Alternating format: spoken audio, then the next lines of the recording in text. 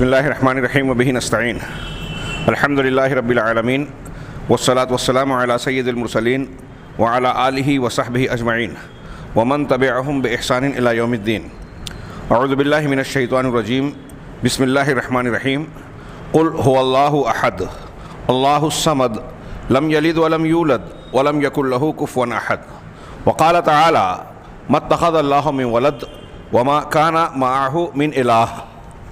محترم حاضرین، پچھلے درس میں موحد اور مشرک کے درمیان مناقشہ اور مباحثے کے درمیان یہ بات چل رہی تھی کہ اگر ایک صاحب قبر کو پوجنے والا شخص یہ کہتا ہے کہ مشرکین مکہ کو مشرک اور کافر اس لیے قرار دیا گیا کہ وہ فرشتوں کو اللہ کی بیٹیاں کہتے تھے، اور ہم یہ نہیں کہتے کہ شیخ عبد القادر جیلانی یا ہمارے بزرگان اور اولیاء اور صالحین اللہ کے بیٹے ہیں، ہم ان سے رشتے اللہ سے نہیں جوڑتے، اس لیے صرف ان کو واسطہ وسیلہ مان کر پکارتے ہیں، ان سے دعا، استغاثہ، حاجت روائی، مشکل کشائی کا عقیدہ رکھتے ہیں، ان کو پکارتے ہیں اس عقیدے کے ساتھ.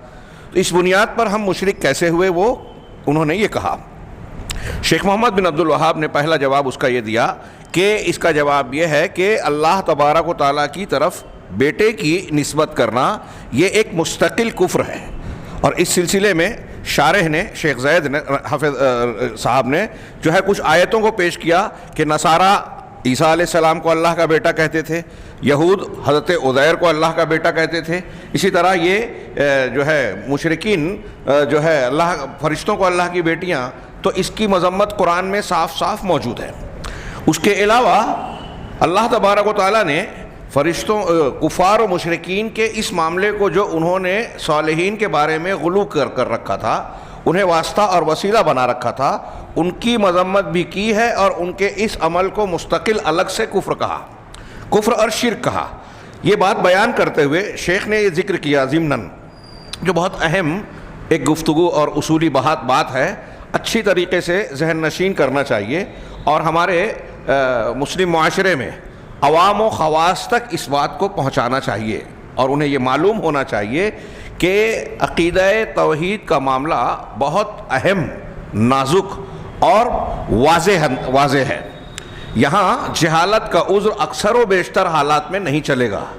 شیخ نے اسی ضمن میں کہا کہ جمہور اہل علم کے نزدیک، اس کا مطلب اس میں تھوڑے اختلاف موجود ہیں، لیکن یہ جو بات کہہ رہے ہیں جمہور علماء کی بات، یہ دلائل سے زیادہ مضبوط اور اعلیٰ بنتی ہے کہ جمہور اہل علم کے نزدیک شرک کے معاملے میں جہالت کا عذر نہیں چلے گا. ان کی رائے یہ ہے، ان کا کہنا یہ ہے قرآن و سنت کی دلیلوں کی روشنی میں، کہ اگر کوئی شخص یہ کہتا ہے کہ مجھے توحید اور شرک معلوم نہیں تھا کسے کہتے ہیں، اور اس لا علمی اور جہالت کو بنیاد بنا کر وہ شرک میں مبتلا ہے، تو قیامت کے دن یا اللہ رب العالمین کے سامنے شرک پر مر جانے کے بعد یہ عذر نہیں پیش کر سکتا کہ مجھے معلوم نہیں تھا کہ میں جو کر رہا تھا، مان رہا تھا، یہ شرک ہے. لیما شیخ نے کہا کہ جمہور علماء یہی مانتے ہیں. کیوں؟ اس لیے کہ اللہ عز و جل نے، تھوڑی سی عبارت پچھلے درس میں گزری تھی، میں اپنے الفاظ میں اس کو دہرا رہا ہوں، کہ اللہ عز و جل نے ساری کائنات اور مخلوق کو اسی کے لیے پیدا کیا.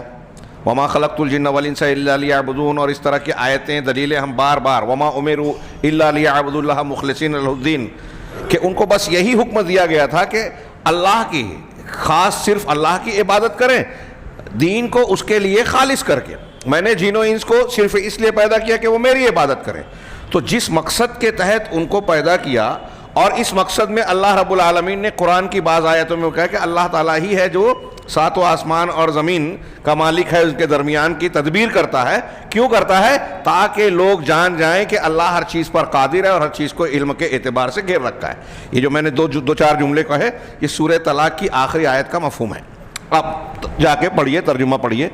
تو اللہ تعالیٰ نے اسی مقصد سے پیدا کیا کہ لوگ اللہ کی وحدانیت و عبادت کو جانے مانیں، اللہ کی معرفت حاصل کریں، اور اس کے ساتھ کسی کو شریک نہ ٹھہرائیں. بنیادی مقصد یہی ہے تخلیق کا. اب کس چیز نے ان کو اس مقصد سے پھیر دیا جس کے لیے اللہ رب العالمین نے انہیں پیدا کیا؟ گزشتہ درس میں نے ایک اشارتاً اختصار کے ساتھ یہ بات کہی جو بار بار آتی رہی ہے ماضی کے دروس میں، کہ اللہ تبارک و تعالیٰ کی توحید کی دلیلیں تو بے شمار ہیں، بڑھتی جا رہی ہیں. دنیا کی کائنات کی ہر چیز توحید کی دلیل ہے. وفی کل شیء لہ آیہ تدل علی انہ واحد. کائنات کی ہر چیز میں اس کی نشانی ہے جو بتاتی ہے کہ اللہ ایک ہے, اکیلا ہے. تو ہر چیز دلالت کرتی ہے. انسان کے اندر بھی توحید کی دلیل ہے, فطری عقل بھی یہ کہتی ہے. قرآن سنت کے بے شمار دلائل ہیں. آفاق اور کائنات کی ایک ایک چیز بھی دلیل گواہی دیتی ہے. وہ اپنے موضوع پر جو ہے آپ غور و فکر کر سکتے ہیں. لیکن اس کے بالمقابل توحید کی جو ضد ہے شرک, اس کی کوئی بھی دلیل نہیں ہے. ایک بھی دلیل شرک کے حق میں دنیا کے اندر ایسی نہیں ہے جس کو سائنٹیفک انداز میں یا عقلی اور فطری طور پر یہ کہا جائے کہ یہ دلیل ہے, پروف ہے. ایک بھی پروف نہیں ہے. وما انزل اللہ بہا من سلطان. اللہ نے شرک کے لیے کوئی دلیل نہیں اتاری. یہ کہتے ہیں کہ اتنے بڑے بزرگ ہیں اور اتنے پہنچے ہوئے ہیں تو کیا ان کی ہم عبادت نہ کریں, کیا یہ دلیل ہے؟ باپ دادا کرتے آئے ہیں, کیا یہ دلیل ہے؟ سوال ہی نہیں. باپ دادا کی بات کو خود باپ دادا کا حوالہ دینے والے بہت سارے امور میں نہیں مانتے. یعنی مانتے ہیں کہ ان کا قول, ان کا فعل, ان کی روایت دلیل نہیں ہے, پروف نہیں ہے, حق و باطل کا نشان نہیں ہے. کیا لوگ کرتے ہیں, اتنے لوگ مانتے ہیں, کیا یہ دلیل ہے؟ اگر ایسا مانا جائے تو سیدنا ابراہیم علیہ الصلوۃ والسلام کی دعوت توحید پر سوالیہ نشان لگے گئے. پوری قوم سماج کے خلاف کیسے اکیلے کھڑے تھے. اکثریت اور اقلیت بھی دلیل نہیں ہے.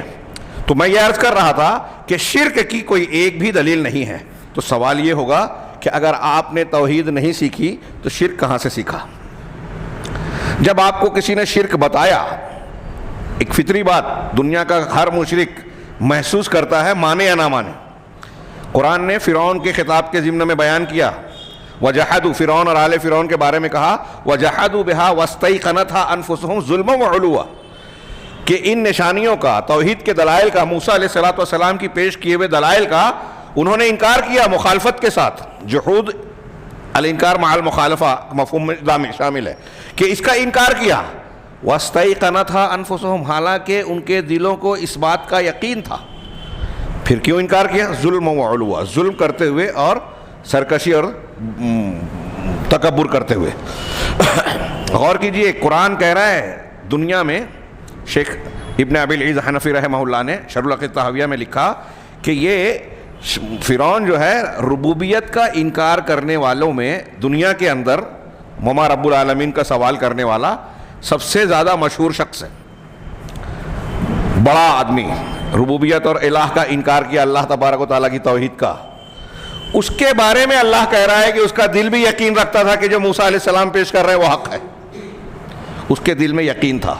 اب اندازہ لگائیے کہ دنیا کا کوئی بھی مشرک جب شرک کرتا ہے نا, اس کے دل میں کھٹک کا پیدا ہونا فطری بات ہے, سوال اٹھنا یقینی بات ہے.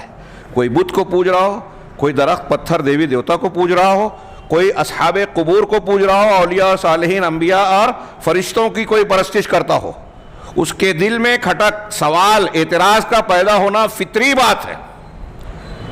ہو سکتا ہے کہ بعض لوگ ہٹ دھرمی میں اس کا انکار کریں, لیکن اگر آپ سنجیدگی سے کسی انصاف پسند مشرک سے پوچھئے کہ آپ جو جس کی عبادت کر رہے ہو اللہ کے علاوہ, اس کی کیا دلیل ہے, کیا آپ کا دل اس پر مطمئن ہے, تو مجھے یقین ہے کہ اگر وہ دیانت دار ہے تو وہ ضرور کہے گا کہ میرے دل میں اس کے سلسلے میں کھٹک ہے, سوال ہے, طبیعت مطمئن نہیں ہے, اور ایسا ہے ویسا ہے, لیکن لوگوں کو دیکھتے ہیں, سماج معاشرہ ہے, بڑے لوگ مان رہے ہیں, بس ہمارے اوپر تو یہ ہے کہ جس پر ہماری آستھا ہے, عقیدت ہے, اس کو مان لو. کیا آپ کی عقیدت سے ایک آدمی جو نہیں ہے وہ ہو جائے گا؟ میں کسی کی عقیدت میں دنیا میں کسی کو سمجھ لوں کہ یہ بادشاہ ہے, یہ وزیر اعظم ہے, یہ صدر جمہوریہ ہے, میرے ماننے سے وہ ہو جائے گا کیا؟ دنیا کے کسی عہدے والا آپ عقیدے کی بنیاد پر یا عقیدت کی بنیاد پر نہیں مانتے کہ آپ کے سوچنے سے ماننے سے وہ یہ بن جائے گا, تو کائنات کے خالق و مالک کا درجہ آپ کے سوچنے اور ماننے سے کسی کو بھی مل جائے گا. کتنی احمقانہ بات ہے. اسی لیے کوئی دنیا کا کتنا بھی دانشور بنے, اگر وہ مشرک ہے نا, تو اس کا شرک کرنے کی بنیاد پر اس سے زیادہ بے وقوف اور احمق انسان کوئی نہیں ہے. سب سے زیادہ عقل مند توحید والا انسان ہے, سب سے بے وقوف مشرک ہے. ساری بے وقوفیاں مشرک کرتا ہے, اور سب سے بڑی بے وقوفی تو یہی ہے کہ اپنی ایک مرتبہ ملی ہوئی زندگی کو تباہ کر رہا ہے, برباد کر رہا ہے, اور خود اپنے فائدے اور نقصان کو نہیں سمجھ رہا ہے. توحید کی دعوت دینے والے کو گالیاں دیتے ہیں, کمنٹس کرتے ہیں, قبول نہیں کرتے کہ ان کے اوپر پردہ پڑ گیا، آنکھوں پر، دماغ پر بصیرت اور بصارت جو ہے معدوم سی ہو گئی۔ چنانچہ شیخ کہہ رہے ہیں کہ اللہ نے جب پیدا ہی اس لیے کیا کہ اللہ کی عبادت کی جائے، توحید اختیار کی جائے، اس کی معرفت حاصل کی جائے، شرک سے بچا جائے، تو پھر کیا وجہ ہے کہ آپ نے اس کو سیکھا نہیں، جانا نہیں، معلوم نہیں کیا، اور پھر اس کی دلیلیں آپ کے اندر اور باہر پوری کائنات میں بکھری پڑی ہیں؟ کیا وجہ ہے نہیں سیکھا؟ فَمَا الَّذِي صَرَفَهُمْ۔ ہاں، چنانچہ یہ کہہ رہے ہیں ان چیزوں کو جن میں اللہ رب العالمین جس مقصد کے تحت اللہ نے پیدا کیا، انتہائی پہلا اور سر فہرست جو مقصد ہے وہ اللہ کی توحید ہے، اور توحید کی ضد شرک، اس کو نہ کرنا ہے۔ سارے انبیاء کی دعوت یہی ہے۔ چنانچہ اسی لیے اللہ تبارک و تعالیٰ نے اسی لیے آگے کہہ رہے ہیں کہ جس شخص پر، یہ جملہ بہت غور سے سنیں اور اس کو سمجھیں، کہ جس شخص پر حجت الرسالیہ، الحجت الرسالیہ عربی میں استعمال کیا، رسالت کی حجت، اللہ پیغمبر بھیجتا ہے، پیغام پہنچاتا ہے، تو ایک آدمی کے پاس اگر پیغمبر کی تعلیم ایسے انداز میں پہنچ گئی جو اس کو سمجھانے اور بتانے کے لیے کافی تھی، بتا دیا گیا کہ اللہ وحدہ لا شریک ہے، ایک ہے، عبادت کے لائق وہی ہے، یہ چیز اگر کسی کے پاس پہنچ گئی حجت کے طور پر، تو اب وہ اللہ تبارک و تعالیٰ کی توحید سے جہالت و نادانی کا عذر نہیں پیش کر سکتا، جس کو محقق کرنے اور پورا کرنے کے لیے اللہ نے ہم کو اور آپ کو پیدا کیا۔ سنا آپ نے؟ جو لوگ ہماری ان باتوں کو سن کے کمنٹس کرتے ہیں، گالیاں دیتے ہیں، برا بھلا کہتے ہیں، ہاں، ان کو یہ معلوم ہونا چاہیے کہ ہماری بات آپ تک پہنچی، آپ نے اگر سن لیا تو یہ ابھی بہت ساری دوسری دلیلیں، میں ایک صرف مثال دے رہا ہوں کہ آپ کے کانوں تک یہ بات پہنچی نا کہ قبروں کی پرستش کرنا، طواف کرنا، نظر و نیاز ان کے نام کی کرنا، ان کو پکارنا، ان سے استغاثہ کرنا، ان سے دعا مانگنا، ان کو حاجت روا مشکل کشا سمجھنا، ان کو اللہ اور اپنے درمیان اس طرح سے واسطہ اور وسیلہ ماننا کہ آپ ان کی عبادت کریں، ان کو پکاریں، ایسا شرک اکبر ہے، اسلام سے خارج کر دینے والا ہے۔ ایسا قرآن کی دلیلوں سے اور حدیثوں سے بالکل واضح اور صاف ثابت ہے۔ ایسا قرآن ہی نہیں، جناب محمد رسول اللہ، تمام صحابہ، تمام تابعین، تمام ائمہ سب اسی کو مانتے ہیں، اسی کو ثابت کرتے ہیں۔ آپ کو جب یہ چیز معلوم ہوئی تو بہت مضبوط انداز میں آپ پر حجت رسالیہ پوری ہو رہی ہے۔ اب آپ اگر نہیں مان رہے ہو تو کسی کو کتنا بھی گالی دے دو، گالی دینے سے آپ جس کو گالی دے رہے ہیں اس کا کچھ نہیں بگڑے گا، بلکہ اس کا اجر و ثواب بڑھے گا۔ اگر وہ آپ کو اچھی بات بتا رہا ہے اور آپ اس کے بارے میں برا کہہ رہے ہو، یہ آپ اپنا نقصان کر رہے ہیں ہر اعتبار سے۔ اس کی بات قبول نہ کرنا یہ ایک جرم، اور اس کی مخالفت کرنا یہ دوسرا جرم۔ خاص طور سے توحید اور شرک کے معاملے میں ہوش کے ناخن لیے جائیں۔ ہاں، جہاں جہاں ہماری آواز پہنچ رہی ہے ہم کہیں گے کہ سنجیدگی سے اس معاملے میں غور کیجئے۔ یہ جو باتیں بیان کر رہے ہیں یہ اہل علم کے یہاں مختلف ہی نہیں ہیں۔ آج ہی میں شیخ خمیس صاحب نے الفقہ الميسر، فقہ اکبر جو امام ابو حنیفہ رحمہ اللہ کی طرف منسوب ہے، اس رسالے کی شرح کی ہے انہوں نے، ایک کتابچہ ہے، مختصر سا رسالہ تھا، امام ابو حنیفہ کی طرف منسوب ہے، اس میں بھی اختلاف ہے، زیادہ تر مشہور یہی ہے کہ ان کا رسالہ ہے، اس کی شرح کی ہے۔ اس کو میں پڑھ رہا تھا تو اس میں دیگر مباحث کے ساتھ اس میں بیشتر یعنی 99% عقیدہ وہی ہے جو اہل سنت والجماعت کا ہے، اہل الحدیث کا ہے، اشعریت اور ماتریدیت کا نہیں ہے۔ دو تین جملوں میں دو چند جملے ایسے ہیں، ایک لفظی بالقرآن مخلوق، اس کے بارے میں ذکر کیا شارح صاحب نے۔ ہمارے ہاں احناف یہ سمجھتے ہیں کہ امام حنیفہ کا یہ مسلک ہے، اور اس میں لکھا ہوا ہے، ان کے بیٹے کی روایت ہے۔ امام ابو حنیفہ رحمہ اللہ کا وہ مسلک نہیں ہے، کیونکہ یہ قول ابن کلاب کی ایجاد ہے، کلابیہ کہلاتے ہیں، ان کی طرف نسبت کرنے والا ایک شخص تھا ابن کلاب، اور وہ امام ابو حنیفہ کے بعد کا ہے۔ لوگوں نے منسوب کر دیا اس قول کو حضرت امام ابو حنیفہ رحمہ اللہ کی طرف بھی۔ چنانچہ حماد کی جو ان سے روایت ہے، کہتے ہیں کہ انہوں نے کہا کہ یہ اس رسالے میں داخل کیا ہوا جملہ ہے۔ تو ایسے دو ایک جملے ہیں جس پر اعتراض کیا گیا، باقی تمام باتیں اہل سنت والجماعت کے، اہل الحدیث کے عقیدے کے مطابق ہے۔ اشعریت، ماتریدیت، جہمیت، ان سب کا رد ہوتا ہے امام حنیفہ کے اس رسالے سے جو اس فقہ اکبر میں ہے۔ اس میں انہوں نے ایک بات اور بھی کہی جو ہمارے اس موضوع سے متعلق ہے، مجھے یاد آ گئی۔ وہ کہتے ہیں کہ اگر کسی شخص کو توحید کے تعلق سے اللہ رب العالمین کی توحید کے بارے میں، بہت غور سے سنیے، ان کی بات ہے، الفاظ میرے مطلب ترجمہ میں اپنے الفاظ میں بول رہا ہوں کہ حضرت امام حنیفہ رحمہ اللہ کہتے ہیں کہ توحید کے مسئلے میں کوئی دقیق معاملہ اگر ہے اور کسی مسلمان کو وہ چیز سمجھ میں نہیں آ رہی ہے، بھائی توحید مانتا ہے لیکن اب توحید کے بارے میں اللہ رب العالمین کی وحدانیت کے سلسلے میں کوئی دقیق سوال اٹھا آپ کے یہاں سامنے، آپ کو سمجھ میں نہیں آ رہا ہے کہ اس سلسلے میں صحیح جواب کیا ہے. حضرت امام حنیفہ کہہ رہے ہیں کہ اس سلسلے میں صحیح بات کیا ہے آپ کو ابھی سمجھ میں نہیں آ رہا ہے، دلائل معلوم نہیں ہو رہے ہیں، تو کیا کرنا ہے پھر؟ تو کہا اس وقت تو بندہ ایک مسلمان یہ کرے کہ یہ کہے کہ اس وقت جبکہ مجھے سمجھ میں نہیں آ رہا ہے، دلائل نہیں جانتا کہ اس معاملے میں صحیح بات کیا ہے، تو اس وقت میں یہ عقیدہ رکھتا ہوں کہ اللہ رب العالمین کے پاس اس مسئلے میں جو بھی حق ہے میں اس کو مانتا ہوں، مجھے نہیں معلوم لیکن جو اللہ جانتا ہے کہ یہی صحیح ہے میرا عقیدہ وہی ہے، میں اللہ کے حوالے کر کے اس پر ایمان لاتا ہوں. یعنی یہ اپنے الفاظ میں کہہ رہا ہوں کہ فی الحال کہہ رہے ہیں کہ ما عند اللہ ہوا حق، جو اللہ کے پاس ہے میں اس کو مان رہا ہوں. پھر آگے کہتے ہیں امام حنیفہ رحمہ اللہ اس کے لیے ضروری ہے کہ جب اس کو کوئی صاحب علم عقیدہ توحید کا جاننے والا صاحب علم عالم ملے تو اس سے فوراً پہلی فرصت میں کوشش کر کے ملاقات کر کے اپنے اس توحید سے متعلق مسئلے کے بارے میں تفصیل معلوم کرے، علم حاصل کرے.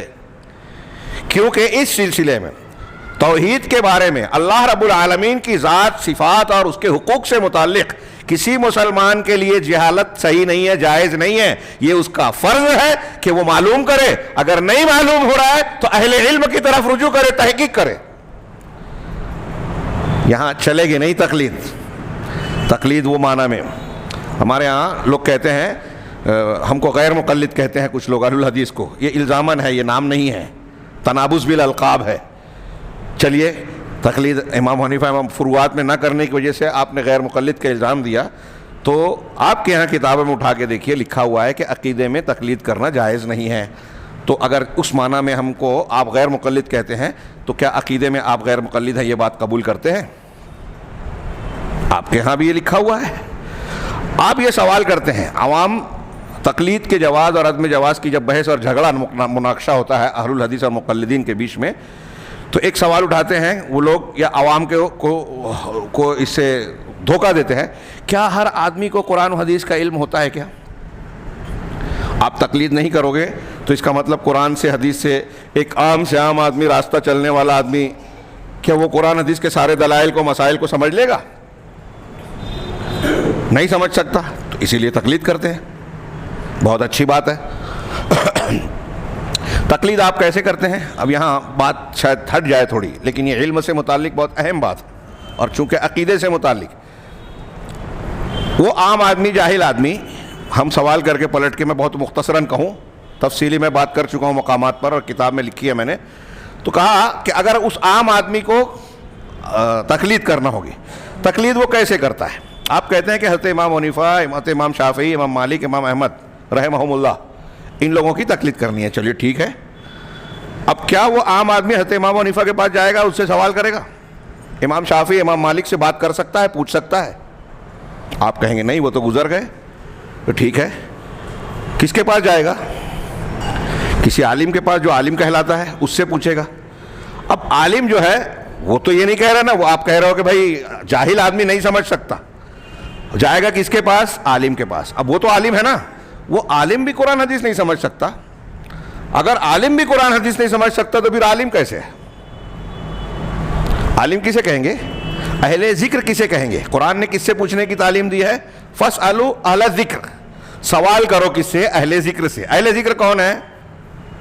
اہل ذکر کیا؟ ہدایہ، قدوری، شرح وقایہ، ہاں، وہ الاشباہ والنظائر اور اس قسم کی جو فقہی کتابیں ہیں، ان کے جاننے والوں کو اہل ذکر کہا گیا ہے. کہ یہ کتابیں تو اس زمانے میں موجود بھی نہیں تھی، صدیوں بعد لکھی گئیں.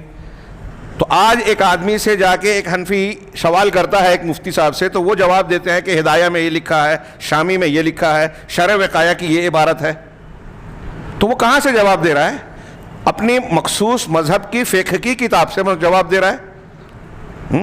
برا نہ مانے، غور سے سنیں، اپنی فقہ کی کتاب سے جواب دے رہا ہے. وہ کیا وہاں سے جواب دینے پر وہ صاحب علم یا اہل ذکر کہلائے گا، جس کے بارے میں اللہ نے کہا فَاسْأَلُوا أَهْلَ الذِّكْرِ؟ سوال کرو کس سے؟ اہل ذکر سے. اہل ذکر کون ہے؟ قرآن اور حدیث کے جاننے والے. الذکر سے مراد قرآن و سنت, اللہ کی شریعت. انا نحن نزلنا الذکر, ہم نے قرآن کو, الذکر کو نازل کیا, قرآن کے ساتھ قرآن کی تفسیر یعنی حدیثوں کو بھی نازل کیا.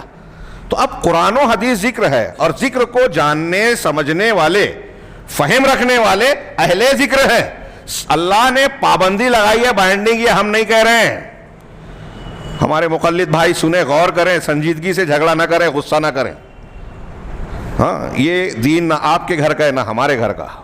آپ کو آپ کا حساب دینا ہے, ہمیں اپنا حساب. ہم اگر غلط کہیں گے تو اس کے جواب دہ ہے اللہ کے پاس, آپ اگر غلط کریں گے تو آپ کو جواب دینا پڑے گا. تو ہم دونوں یہ کوشش کریں کہ دونوں بچ جائیں. اس کے لیے کیا کرنا ہے؟ تحقیق کرنا ہے. اب یہ جو میں سوال اٹھا رہا ہوں اس پر سنجیدگی سے غور کریں کہ اللہ کہہ رہا ہے اہل ذکر سے پوچھو. تو آپ اہل ذکر سے جب پوچھنے جائیں گے تو کون ہے اہل ذکر؟ قرآن و حدیث کے جاننے والے.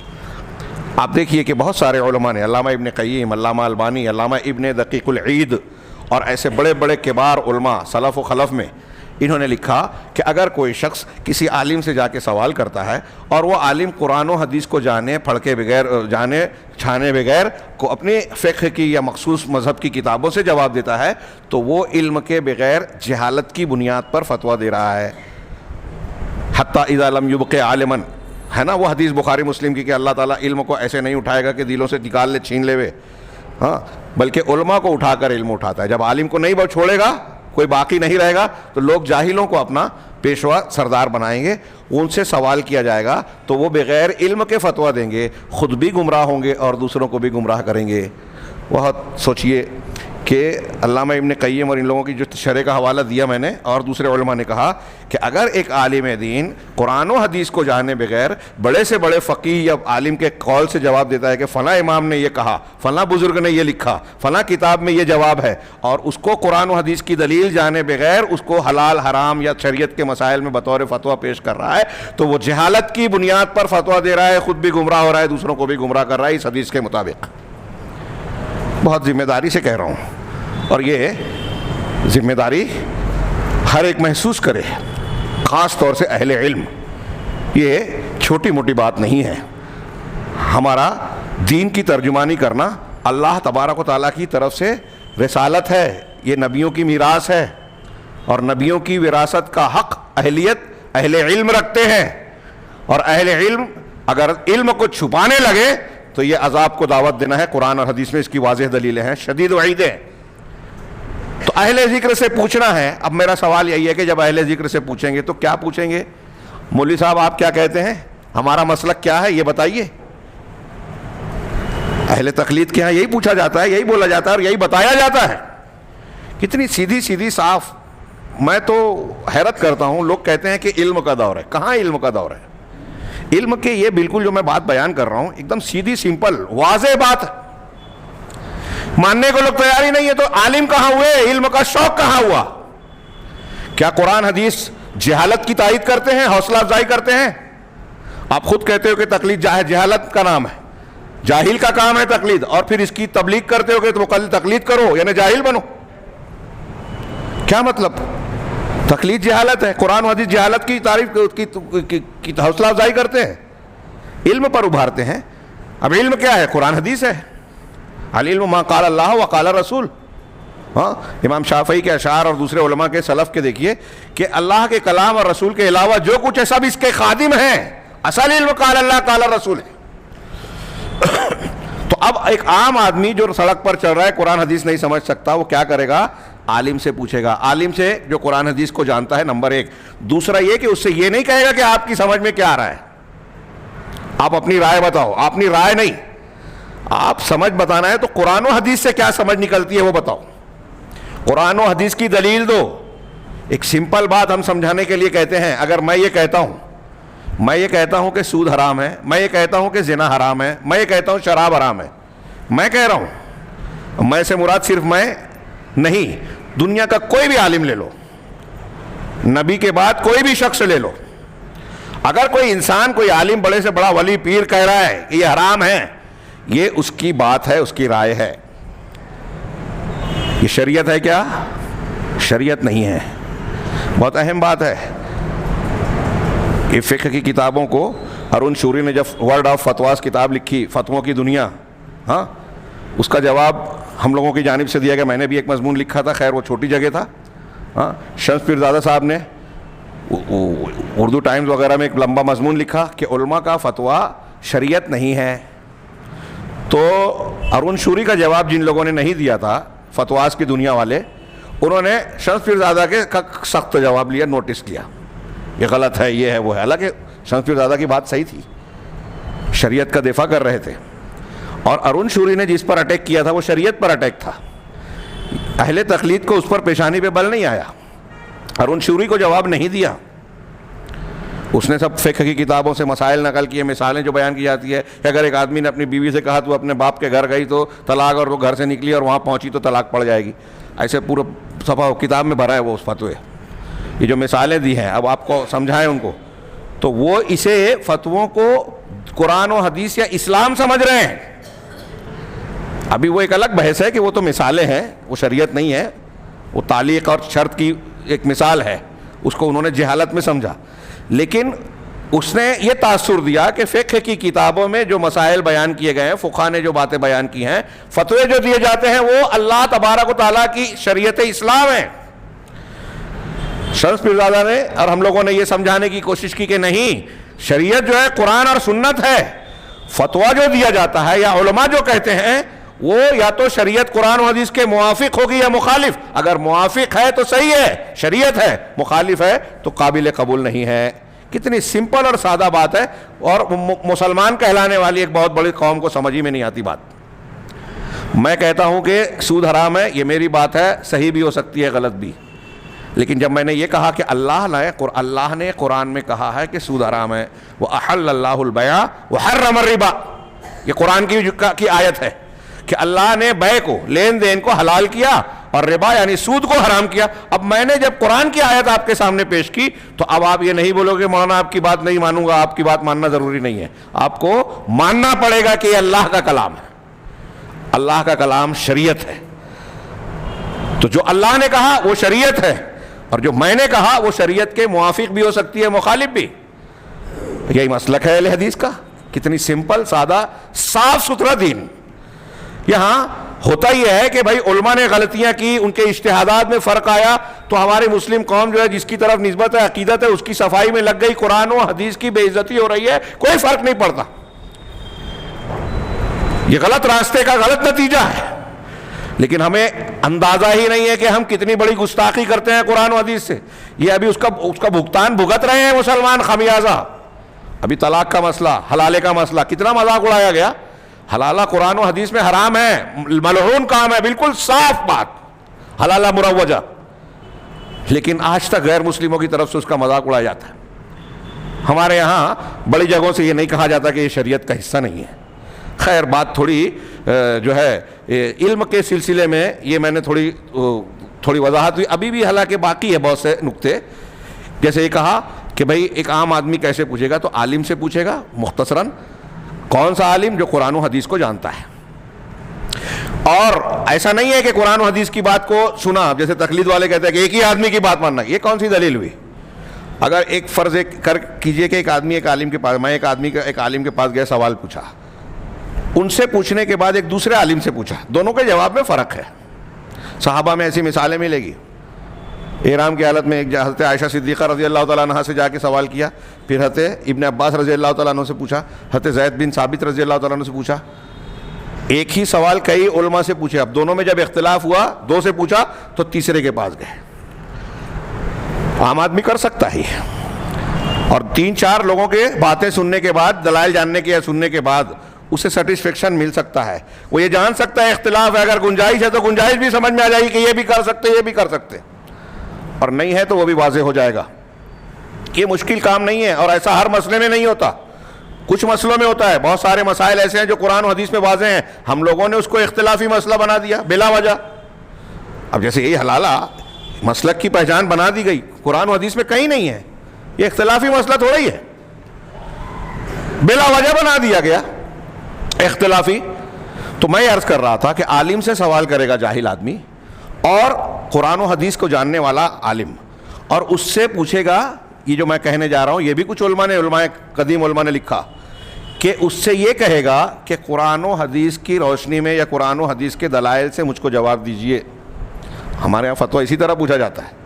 اہل تقلید کے یہاں اس طرح پوچھنا غلط ہے اصولاً، کیونکہ ان کے یہاں لکھا ہوا ہے کہ مقلد کے لیے دلیل اس کے امام کا قول ہے، قرآن حدیث اجماع قیاس نہیں. یہ لوگ بحث کرتے ہیں اہل حدیث سے کہ اہل حدیث اجماع نہیں مانتے، قیاس نہیں. سب مانتے ہیں اہل حدیث، آپ کو پتہ نہیں ہے، مسلک کو جانے نہیں اور رد کرنا شروع کر دیا. چھوٹے سے لے کے بڑے تک وہی بات دہراتے ہیں، جبکہ لاکھوں جواب آ چکا ہوگا. اور ہمارا یہ کہ کھلی کتاب کی طرح معاملات ہیں. تو قرآن حدیث کو جب مانتے ہیں تو قرآن حدیث میں اجماع ہے، قیاس ہے، اس کو بھی مانتے ہیں، اصولوں کے تحت مانتے ہیں. آپ کی طرح نہیں کہ جب آپ کے مسلک کے خلاف ہو تو اجماع اور قیاس تو دور کی بات، قرآن حدیث کی بھی تعویل اور تنسیخ کر دیتے ہیں. یہ کسی پر طنز نہیں کر رہا ہوں. دین کو جو کھلواڑ اور گھورک دندہ بنایا اور اس کی بنیاد پر نفرت ہے، اختلاف ہے، بغض ہے اور نہ جانے کیا کیا گمراہیوں کا راستہ کھلا ہوا ہے، صحیح باتیں واضح ہونے کے باوجود ماننے کے لیے لوگ تیار نہیں ہیں. میں نے بتایا تھا رضوی صاحب کا، عظیم الدین رضوی صاحب کا پچھلے درس میں تذکرہ نکلا. وہ کہہ رہے تھے کہ میں پڑھاتا تھا تو سوچتا تھا، میرے دل میں یہ خیال آتا تھا بار بار کہ ہم عشق رسول اور محبت رسول کی بات کرتے ہیں، لیکن جب احادیث پڑھتے ہیں، کوئی آتی ہے ذکر، تو اس کی تعویل کرتے ہیں اپنے مسلک کی تائید میں، اپنے امام اور اپنے مسلک اور موقف کی تائید میں. ہم اس کو حدیث کو توڑ مروڑ کر بیان کرتے ہیں کہ اس کا یہ مطلب ہے، وہ یہ معنی ہے، اور اس کے سامنے دوسری حدیث ہے صحیح کے مقابلے میں ضعیف لا رہے ہیں اور تعویلات کر رہے ہیں. تو کہا دل میں یہ بات آتی تھی کہ رسول کی محبت تو رسول کی کرنے کا دعویٰ کرتے ہیں اور دوسروں کی بات کو ہم تائید کرتے ہیں، رسول کی بات کی تعویل کر رہے ہیں، تو یہ تو رسول کے مقابلے میں ان سے زیادہ محبت ہو گئی. یہ کون کہہ رہا ہے؟ یہ وہ شخص جو اس وقت بریلوی تھے جب یہ کہہ رہے ہیں کہ میرے دل میں یہ بات آتی تھی. ہاں ہیں، ابھی زندہ ہیں، انشاءاللہ موقع رہا، جماعت کا مشورہ ہوا تو ان کو انشاءاللہ بلایا جائے گا. جنک پور نیپال کے رہنے والے ہیں، ہندوستان آتے جاتے رہتے ہیں. خیر، تو کہا کہ ایک شخص جو ہے تو یہ عذر نہیں پیش کر سکتا کہ توحید سے لا علم تھا. اور اس سلسلے میں امام حنیفہ رحمہ اللہ کا قول بیان کر رہا تھا کہ وہ کہتے ہیں کہ اگر کوئی دقیق مسئلہ توحید کا نہیں سمجھ میں آ رہا ہے تو اس کو موقوف کر کے دل میں یہ عقیدہ رکھے گا کہ اس وقت اللہ کے پاس جو صحیح ہے میں وہی مانتا ہوں، اور اقرب فرصہ میں جلد از جلد وہ کسی عالم سے رجوع کر کے اس مسئلے میں صحیح بات کو معلوم کر کے اس کو قبول کرے گا. اس لیے کہ عقیدے یا توحید کے معاملے میں بقول امام حنیفہ رحمہ اللہ جہالت نہیں چلے گی. یہ اس پر لازم ہے کہ وہ اس کو سیکھے. توحید پر کو اختیار کرنا جب لازم ہے تو بندے کے لیے اپنی صلاحیت، طاقت اور قدرت کے مطابق لازم ہے کہ توحید کو سیکھے. تو اللہ رب العالمین نے انسان کو جب اسی لیے پیدا کیا کہ توحید کو اختیار کرے، اس کو صاف ستھرا بنائے، اس کے حقوق پر اور لوازمات کو بھی عمل میں لائے اور اس کی ضد یعنی شرک کو ختم کرے. اور صحیح بات یہی ہے کہ توحید اس وقت تک مکمل نہیں ہو سکتی، اور ایک شخص جو ہے موحد اس وقت تک موحد نہیں ہو سکتا یا توحید والا نہیں ہو سکتا جب تک کہ شرک اور اہل شرک سے اپنے آپ کو بری اور دور نہ کر لے. یہ جملہ شیخ کا ہے، شارح کا. کہہ رہے ہیں کہ آپ کی ہماری کسی کی توحید اس وقت تک مکمل ٹھیک ٹھاک صاف ستھری نہیں ہو سکتی جب تک آپ اور ہم شرک سے اور اہل شرک سے اپنے آپ کو الگ نہ کر لیں. اذ لا ولاء الا ببراء، کیا جملہ کہا! کیونکہ دوستی بغیر دشمنی کے نہیں ہوتی. رشتہ یہاں جو اللہ سے رشتہ آپ جوڑ رہے ہیں تو اللہ کے مخالفت والے رشتے کو آپ کو کاٹنا ضروری ہے. وہ کٹے گا تو یہ صحیح جڑے گا. اور اگر آپ سوچیں گے کہ اللہ بھی شیخ بھی خوش رہے شیطان بھی ناراض نہ ہو، تو یہ کام نہیں چلے گا. کہا وعلی ھذا، اس بنیاد پر کہہ رہے ہیں فإن أصحاب الغلو فی الصالحین، چنانچہ صالحین کے سلسلے میں غلو کرنے والے کسی بھی زمانے میں ہوں ان کے پاس عذر نہیں ہے. وقد جاءہم، اور جبکہ ان کے پاس ایسے لوگ پہنچ چکے جو توحید مستقیمہ، صاف ستھری توحید کے راستے کو واضح طور سے بیان کر دیں اور اس پر چلنے کی تعلیم اور حکم بیان کریں، اور ان کے لیے شرک کے ٹیڑھے میڑے راستوں کی وضاحت کر دیں کہ دیکھو یہ شرک کا، کفر کا اور گمراہی کا راستہ ہے، اور اس شرک میں پڑنے سے ان کو ڈرا دے. ایسے شخص آ گئے.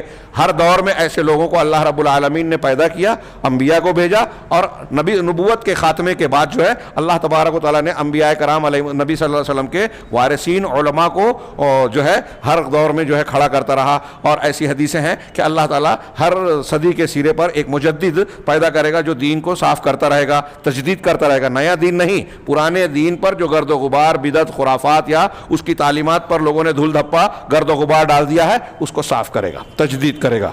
یہ اس بات کی دلیل ہے کہ دوسرا نبی نہیں آئے گا, لیکن اللہ رب العالمین ایسے علماء کو, مجددین کو, اہل علم کو پیدا کرتا رہے گا جو توحید کے تعلیم کو صاف ستھرا بنا کر وہ اللہ کی مخلوق پر وہ حجت کو پورا کرتے رہیں گے. ان میں بڑے بڑے علماء پوری تاریخ میں آپ کو نظر آئیں گے. شیخ الاسلام علامہ ابن تیمیہ, شیخ محمد بن عبد الوہاب, جن کے رسالے کی شرح ہم پڑھ رہے ہیں. چنانچہ شیخ نے بھی کہا کہ جیسا کہ امام مجدد نے اپنی قوم کے ساتھ کیا, اپنے زمانے میں بھی نجد میں, یہ نجد وہ نجد عراق نہیں ہے جہاں سے فتنے اٹھیں گے, نجد تہامہ حجاز والا, تو کہا جہاں کے شرک جو ہے وہ پھیل چکا تھا اور توحید کے نشانات جو ہے وہ مخفی اور کمزور پڑ چکے تھے, اور لوگوں کو حماقت اور جہالت کی وجہ سے چیزوں کا نام غلط سلط رکھا گیا. جو بدعت خرافات ہے اس کو دین بنا لیا گیا. ہمارے ہاں جیسے صوفی لوگ کہتے ہیں کہ اتحاد کو اختیار کیا جائے, اللہ خالق اور مخلوق ایک ہے, یہ توحید ہے, اور جو اللہ کو الگ, مخلوق کو الگ مانتا ہے یہ شرک ہے. الٹا, ہاں وہ شرک اور کفر ہے جو وہ کہہ رہے ہیں, اور دنیا کا سب سے گھناؤنا شرک ہے ہاں کہ اللہ کو اور مخلوق کو آپ ایک ہی مانیں. بہرحال کہا کہ جہالت اور حماقت کی وجہ سے, نادانی کی وجہ سے چیزوں کے نام بدل دیے گئے, الٹا رکھ دیا گیا نام. ہاں یقیناً جہالت کا عذر اس شخص کے لیے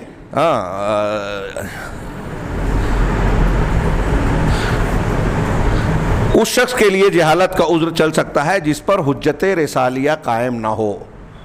اگر کسی کے پاس توحید کی تعلیم اور دین پہنچا ہی نہیں ہے ہاں تو اس کی بھی کنڈیشن ہے. لوگوں نے تفصیل بیان کی کہ اس سلسلے میں وہ کچھ باتوں کو نہیں جانتا, نہیں معلوم ہے ہاں, تو اس کی جہالت چل جائے گی. ہاں بمعنی اس معنی میں کہ وہ نہیں جانتا کہ اللہ تبارک و تعالیٰ نے کوئی کتاب اتاری ہے, اور یہ بھی نہیں جانتا کہ اللہ تعالیٰ نے کوئی رسول بھیجا ہے. اگر ایسا کوئی شخص ہے ہاں اور واقعی ہے تو پھر اس کے بارے میں ممکن ہے کہ جہالت یا لا علمی کا عذر چل جائے گا. اب ہمارے یہاں خاص طور سے یہ قبر پوجنے والے, بزرگوں کی پرستش کرنے والے, تصوف, رافضیت اور دوسرے بہت سارے خرافات, شرکیات کو اختیار کرنے والے, یہ تو مان رہے ہیں کہ اللہ تعالیٰ نے رسول بھیجا, اللہ تعالیٰ نے کتاب نازل فرمائی, اللہ رب العالمین نے لوگوں کو صراط مستقیم اور توحید کا راستہ بتانے کے لیے سارے انتظامات کیے. اب اس کو پڑھنے کی فرصت نہیں ہے, جاننے کی فرصت نہیں ہے, اگر کوئی بتاتا ہے تو سننے کے لیے تیار نہیں ہے, کتابیں پڑھنا نہیں چاہتے. اہل حق کی بات کو بس جس گھر میں پیدا ہوئے, جس ماحول میں رہ رہے ہیں, اس کے ارد گرد کی چیزوں کو حق مان کے اسی پر مکتفی ہیں, اکتفا کیے ہوئے بیٹھے ہیں. یہ عذر چل نہیں پائے گا ایسے لوگوں کے لیے کہ ہم نہیں جانتے تھے. شیخ کہہ رہے ہیں اما من عرفہ, مگر جو شخص یہ جانتا ہے کہ اللہ تعالیٰ نے ہاں سید ولد آدم اور عدنان کے بیٹے کے سردار محمد صلی اللہ علیہ وسلم پر کتاب الفرقان نازل کیا, اور فرقان جو حق اور باطل میں فرق کرنے والی کتاب ہے, اس کے ساتھ ساتھ اس کے مثل چیز بھی دی, یعنی سنت بھی. لیکن وہ قرآن میں جو توحید کا حکم ہے اس سے اپنے آپ کو جاہل رکھتا ہے, جاہل بنا بیٹھا ہے ہاں, اور اسی طریقے سے اللہ تبارک و تعالیٰ کے ساتھ شرک کرنے کی جو ممانعت ہے قرآن میں, اس سے اپنے آپ کو لا علم بنائے بیٹھا ہے. اور محمد صلی اللہ علیہ وسلم جو دعوت پیش کی اور جو تعلیمات دی اس سے اعراض کر کے بیٹھا ہے. یہ تو کہہ رہا ہے کہ میں محمد صلی اللہ علیہ وسلم کا دامن پکڑوں گا, محبت کرتا ہوں, اور آپ کی جو ہے گستاخی برداشت نہیں کروں گا, یہ تو کہتا ہے, لیکن آپ کے حقوق کیا ہیں, آپ کی تعلیمات کیا ہیں, یہ جانتا ہی نہیں ہے, جاننے کی فرصت نہیں ہے, اور اس کی کوشش بھی نہیں کرتا, تو اس سے بھی اعراض کرتا ہے. تو ایسا شخص جو ہے وہ اپنی جہالت کے معاملے میں عذر والا نہیں مانا جائے گا, اس کو معذور نہیں مانا جائے گا, کہ یہ نہیں کہا جائے گا کہ جاہل تھا, نہیں معلوم تھا, بچ جائے. اسی طرح والحجت ہی حجت الرسالہ, حجت جو ہے دلیل ہے, یہ رسالت کی حجت ہے. اس لیے کہ وہ شخص, اس لیے وہ مجرم اس لیے ہے کہ اللہ رب العالمین کو, اللہ کے رسول محمد صلی اللہ علیہ وسلم کو رسول مان رہا ہے, اللہ کی کتاب کے نازل ہونے کو قبول کر رہا ہے, لیکن اس رسالت کو قبول نہیں کرتا. والکتاب والسنہ, اور کتاب اور سنت حجت ہے. اور اس شخص نے اپنے آپ پر ظلم کیا, ووقع فی ذنوب الشرک, اور شرک کی مختلف قسموں میں واقع ہو گیا. اللہ تعالیٰ فرماتا ہے وما ظلمناہم, ہم نے لوگوں پر ظلم نہیں کیا, ولکن ظلموا انفسہم, بلکہ ان لوگوں نے خود اپنے اوپر ظلم کیا. کافی وقت جا چکا, میں آگے کا پوری عبارت اور اس کی شرح آج ہی بیان کرنا چاہتا تھا، میں صرف شیخ محمد بن عبدالوہاب کی اگلی عبارت کا تھوڑا سا حصہ پیش کر کے اس کی شرح آئندہ ہفتے کے لیے موقوف کروں گا۔ شیخ نے آگے کہا، یہاں شرح تک تھی، شیخ نے پیچھے جو کہا کہ یہ لوگ کہتے ہیں کہ اللہ تبارک و تعالیٰ نے مکہ والوں کو یا مشرکین کو اس لیے کافر و مشرک کہا کہ وہ فرشتوں کو اللہ کی بیٹیاں کہتے ہیں۔ تو اس کا ایک جواب شیخ محمد بن عبدالوہاب کا جواب پہلا یہ ہے کہ بیٹے کی نسبت اللہ کی طرف کرنا یہ ایک مستقل کفر ہے، ایک کفر ہے۔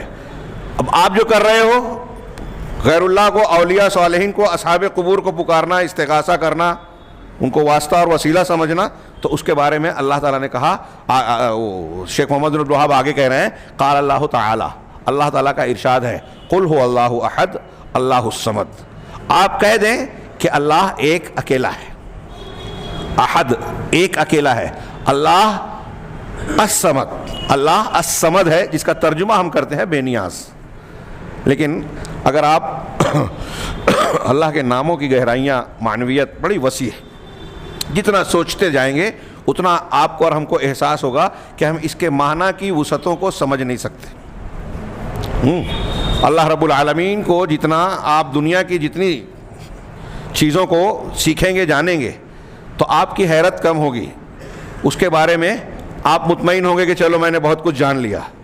اس معاملے میں صرف اللہ کی ذات و صفات مستثنیٰ ہے۔ اس کا معاملہ یہ ہے کہ آپ جتنا جانیں گے آپ کو اتنا احساس ہوگا کہ ہم نہیں جان سکتے، ہم پورے طریقے سے اس کا گھیراؤ اور احاطہ کر ہی نہیں سکتے۔ بہرحال اللہ رب العالمین کا یہ دو ٹکڑے پیش کیا، قل هو اللہ احد اللہ الصمد۔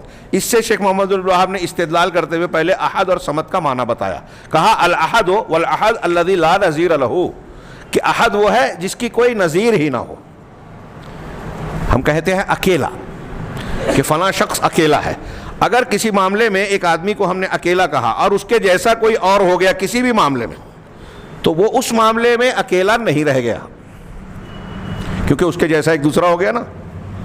تو اللہ تبارک و تعالیٰ اکیلا ہے، اپنی ذات میں اکیلا ہے، اس کی ذات کی طرح کوئی ذات نہیں ہے۔ اپنی صفات میں اکیلا ہے، اس کی صفات کی طرح کسی کی صفات نہیں ہے۔ اپنے افعال میں اکیلا ہے، وہ جو کام کرتا ہے، اولاد دینا، بارش برسانا، کائنات کی تخلیق کرنا، کائنات کا نظام چلانا، جو جو کام اللہ کرتا ہے ان کاموں میں اللہ کے جیسا کوئی نہیں، وہ اکیلا ہے۔ مشرک یہ نہیں مانتا اللہ اولاد دیتا ہے، یہ بزرگوں کو بھی کہتے ہیں اولاد دیتا ہے، تو اکیلا کہاں مانا آپ نے؟ تو اللہ کا کوئی نظیر نہیں ہے۔ الاحد کا معنی اتنا سا بتایا۔ اب احدیت میں اللہ رب العالمین کے مشارکت، ند، ہمسر، ساری چیزوں کا رد ہو گیا۔ دوسری بات والصمد، اللہ الصمد ہے، تو صمد کا معنی شیخ نے ایک جملے میں کہا، المقصود فی الحوائج، وہ ذات الصمد ہے جو حوائج میں، حاجت اور ضروریات کے وقت جس کی طرف ارادہ اور قصد کیا جائے۔ آپ کو ہم کو کوئی بھی ضرورت پیش آئے، بھوک لگی ہے، اولاد نہیں ہے، بیماری ہے، قرضہ ہے، کوئی پریشانی ہے، کوئی مصیبت ہے، کوئی دقت ہے، کوئی الجھن ہے، وہ ہماری حاجت ہے کہ یہ دقت و پریشانی سے ہم نکلیں، یا ہم کوئی چیز نعمت چاہتے ہیں وہ ہماری حاجت ہے، تو ایسی حاجتوں میں جس کی طرف ہم رخ کریں وہ ہے الصمد۔ ہم ترجمہ کرتے ہیں بے نیاز، غنی کا معنی بھی بے نیاز کرتے ہیں، دونوں کا معنی ایک جیسا ہے کیا؟ نہیں۔ الصمد کا معنی عربی میں ہوتا ہے ٹھوس۔ ایک چیز کھوکھلی ہوتی ہے جس میں جوف ہوتا ہے اندر، اور ایک ٹھوس ہوتی ہے، ٹھوس جو ہے مضبوط ہوتی ہے، تو ایک معنی یہ ہوتا ہے۔ تو ٹھوس یہاں کس معنی میں اللہ کے لیے کیا معنی کیا دیتا ہے؟ حضرت ابن عباس رضی اللہ عنہ نے جو اس کی تشریح کی ہے نا، اس کے کئی معنی اہل علم نے بیان کیے، وہ اس میں جامع ہو جاتا ہے۔ حضرت ابن عباس کہتے ہیں کہ صمد وہ ہے، وہ علیم ہے، العلیم الذی کمل فی علمہ، وہ علیم جو اپنے علم میں کامل ہے، والحلیم الذی کمل فی حلمہ، اور وہ حلیم، حلم اور بردباری والا جو اپنے حلم اور بردباری میں کامل ہے، وہ غنی ہے جو اپنے غنا میں کامل ہے، وہ سید ہے جو اپنی آقائیت میں کامل ہے، وہ حی ہے جو اپنی حیات میں کامل ہے، وہ القیوم ہے جو اپنے القیوم میں تمام صفات اور خوبیوں میں کامل ہے، معمولی سا بھی نقص اور جوڑ نہیں ہے۔ جیسے علیم ہے، میں نے بہت مرتبہ سمجھانے کے لیے کہا کہ علیم ساری کائنات، ماضی، حال، مستقبل، ساری زبانیں، اندر باہر، آپ کا ہم کو جو نظر آتا ہے، جو نظر نہیں آتا، چٹانوں کے اندر، پہاڑوں کے نیچے، پہاڑوں، سمندروں کی تہوں میں، آسمانوں کے اندر، ہمارے خون کے ذرات میں، ایک چیز بھی اگر کوئی ہے جو ہم کو دوربین اور خوردبین سے نظر آتی ہے، رب العالمین سب جانتا ہے، سب دیکھتا ہے۔ کوئی ایک چیز بھی اس سے مخفی نہیں ہے. اگر ایک اللہ تعالیٰ کے کمال کو اللہ کامل علم میں وہ سمجھانا چاہ رہا ہوں, یہ جملہ دماغ میں رکھیے, کامل کا مطلب کیا ہے. اگر ایک بال برابر یا بال کا کروڑواں حصہ ہم کو دوربین سے جو جراثیم نظر آتا ہے, خوردبین سے جو جراثیم نظر آتا ہے, اگر وہ جراثیم کے برابر کی کوئی چیز اللہ کے علم سے باہر ہو جائے تو اتنی جہالت آ جائے گی اللہ میں. اگر وہ چیز باہر آ جائے علم سے تو اتنا جاہل کہلائے گا اللہ, اور اللہ جاہل نہیں ہے, اس کا علم کامل ہے. مطلب اتنی برابر, جو میں نے بہت چھوٹی سے چھوٹی, جو ہم تصور نہیں کر سکتے, اتنی چھوٹی چیز بھی اللہ کے علم سے باہر نہیں ہے, اتنی بھی جہالت نہیں ہے, اتنا بھی عیب نہیں ہے. اب کمال کا معنی یہ میں نے علم کی مثال دی, رزاقیت میں, قدرت میں, حیات میں, قیومیت میں, حلم میں, ساری چیزوں میں اللہ کے کمال پر غور کرتے جائیے. آپ جب غور کریں گے تو آپ کا دماغ کام نہیں کرے گا, جو میں نے کہا. ہاں, اسی لیے بعض علماء نے کہا کہ اللہ کا مادہ والہ ہے, واو لام ہے, صحیح ہے, الہ, اس کا مادہ الہ ہے. لیکن کچھ لوگوں نے یہ بھی کہا والہ کا مطلب حیرت میں پڑنا, یعنی صرف اللہ کی ہستی ذات ایسی ہے کہ آپ جتنا جانیں گے اتنا حیرت زدہ رہ جائیں گے. تو اللہ الصمد ہے. کون سی ذات ہے؟ جس سے لوگ ایک ترجمہ کرتے ہوئے لوگ کہتے ہیں کہ جو کسی کا محتاج نہیں اور ساری کائنات اس کی محتاج ہے. آپ اور ہم ہی نہیں, بزرگان, اولیاء, صالحین, فرشتے, انبیاء بھی اللہ کے محتاج ہیں. قرآن نے کہا یا ایھا الناس انتم الفقراء الی اللہ واللہ هو الغنی الحمید. اے دنیا کے لوگوں, تم سب کے سب اللہ کے فقراء ہو, محتاج ہو, بھکاری ہو اللہ کے در کے. اللہ غنی ہے, بے نیاز ہے. یہ ایک آیت, اور یہ اللہ کے نام کا مطلب اگر سمجھ لیں تو میں سمجھتا ہوں مشرک شرک سے توبہ کر لے. لیکن کاش یہ توفیق سے بھی جڑی ہوئی بات ہے. اللہ سے سچی توفیق مانگیے. ہاں, اپنے آپ کو جہنم سے بچنے کے لیے فکر کیجئے, اللہ تعالی ہم سب کو جہنم سے بچائے. تو کہا الصمد وہ ہے جو مقصود فی الحوائج ہے. ہاں, کہا فمن جحد ھذا فقد کفر. اب جو اس کا انکار کرے, اس کا انکار کرے, اس نے کفر کیا. ولو لم یجحد السورہ, اگرچہ وہ اس قرآن کی اس صورت کا انکار نہ کرے. کیا بات کہی ہے شیخ محمد عبد اللہ نے. قل هو اللہ احد اللہ الصمد لم یلد ولم یولد. آگے الصمد کی تشریح کچھ لوگ کہتے ہیں کہ آگے جو اللہ نے کہا وہ الصمد کی تشریح ہے. لم یلد ولم یولد, نہ اس نے کسی کو پیدا کیا جنا, ولم یولد, اور نہ وہ کسی سے پیدا ہوا, یعنی وہ کسی کا بیٹا نہیں, نہ کسی کا باپ ہے. ہاں, لم یلد ولم یکن لہ کفوا احد, اور اس کا کوئی کفو اور ہمسر نہیں. تو یہ جو لم یلد ولم یولد ولم یکن لہ کفوا, کچھ لوگوں نے کہا کہ یہ صمد کی تفسیر ہے. تفسیر بھی ہے اور کوئی مذائقہ نہیں, اس میں وہ معنی بھی آ جاتا ہے. تو اللہ رب العالمین ان عیوب سے پاک ہے. اب شیخ کہنا کیا چاہ رہے ہیں یہاں کہ آپ اللہ تبارک و تعالیٰ کو الصمد یہ قرآن کی یہ صورت مان رہے ہو. قل اللہ احد, یہ مشرک قبر پرست بھی پڑھتے ہیں. ہاں, ہمارے یہاں ایک بدعتی عمل ان لوگوں میں جاری ہے کہ مردے کو ایصال ثواب کے لیے سورہ اخلاص بھی پڑھ کے بخشتے ہیں. ہاں, 3 مرتبہ پڑھ کے بخش دو. پتہ نہیں کہاں سے لاتے ہیں. ہاں, شارٹ کٹ جنت کا, جو اللہ کے رسول صلی اللہ علیہ وسلم نے نہیں بتایا. خیر, تو یہ جو سورت مان رہے ہیں, اب آپ اس سورت پر ایمان رکھتے ہو, قل اللہ احد اللہ الصمد پڑھتے ہو, لیکن اس کے پڑھنے کے بعد آپ اگر صاحب قبر سے حاجت روائی, مشکل کشائی کا عقیدہ رکھ رہے ہو, تو آپ اللہ کو الاحد الصمد نہیں مان رہے ہو.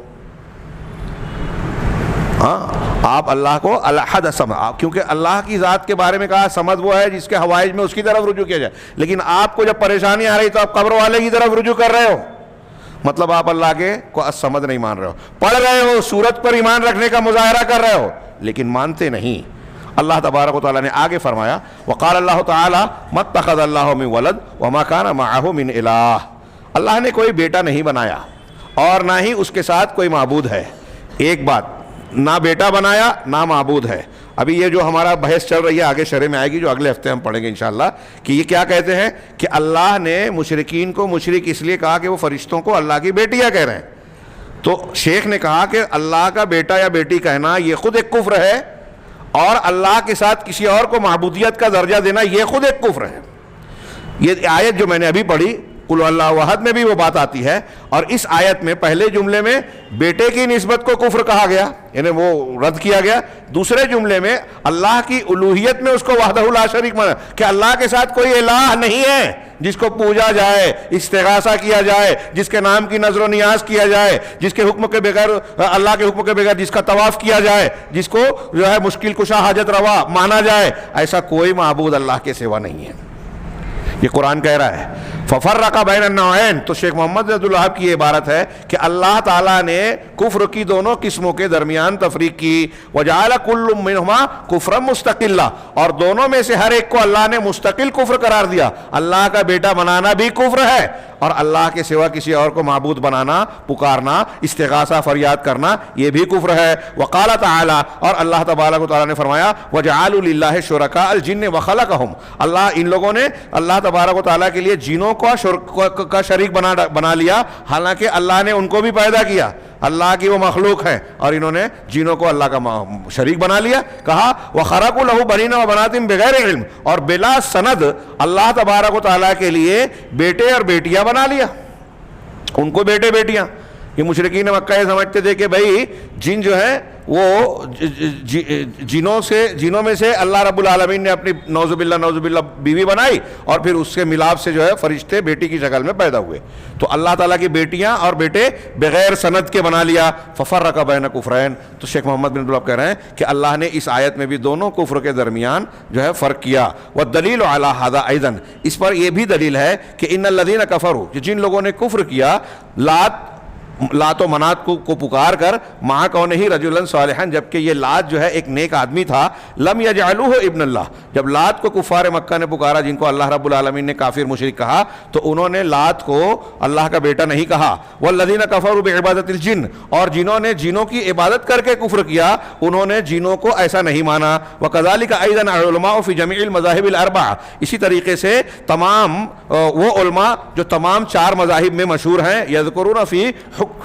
فی باب حکم مرتد، کہ وہ مرتد کے حکم کے بارے میں اس باب میں فقہاء اور علماء بیان کرتے ہیں کہ ان المسلم اذا زعم ان للہ ولدا، کہ مسلمان اگر یہ گمان کرے کہ اللہ کا بیٹا ہے تو فہو مرتد، تو وہ مرتد ہو جائے گا، دین سے باہر ہو جائے گا۔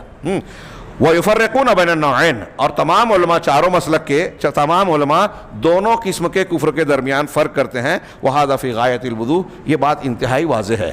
یہ شیخ محمد عبد الوہاب کی عبارت ہوئی، اور یہاں سے ابھی 2-2.5 صفحے میں شیخ زید نے اس کی شرح کی ہے، لیکن اور شروعات وہی علم کی بحث سے کی ہے۔ انشاءاللہ آئندہ ہفتہ ہم اس کو پڑھیں گے۔ اللہ رب العالمین ہمیں دین کی صحیح سمجھ عطا فرمائے، اور اس کی برکت سے صحیح عمل کی توفیق دے، اور اس کے ذریعے دنیا اور آخرت میں کامیابی سے نوازے۔ وآخر دعوانا ان الحمد للہ رب العالمین، وصلی اللہ علی نبینا محمد۔